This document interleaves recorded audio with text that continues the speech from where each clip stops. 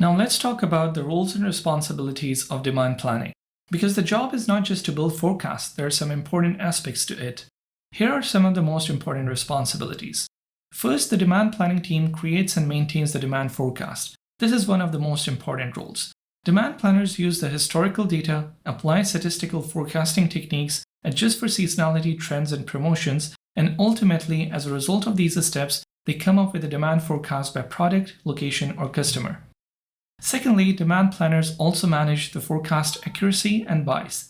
They continuously track forecast error, biases, and forecast changes over time. The goal is not perfection. The goal is to improve forecasting process continuously. Thirdly, they facilitate the alignment discussions. Demand planners run and manage the forecast review meetings. Usually, these are also called demand review meetings. These are the meetings where sales teams give their inputs, marketing teams share their plans, and supply team flags the production constraints. The demand planner's role is to bring structured data and objectivity to these discussions. Lastly, but most importantly, demand planners act as a single source of truth. Once the demand forecast has been agreed, all the functions in the organization use it. This makes demand planning a high impact and high responsibility role.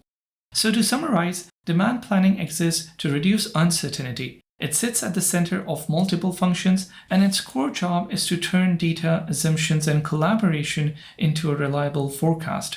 In the next lessons, we'll deep dive to understand what forecast is and why having a forecast is important for business.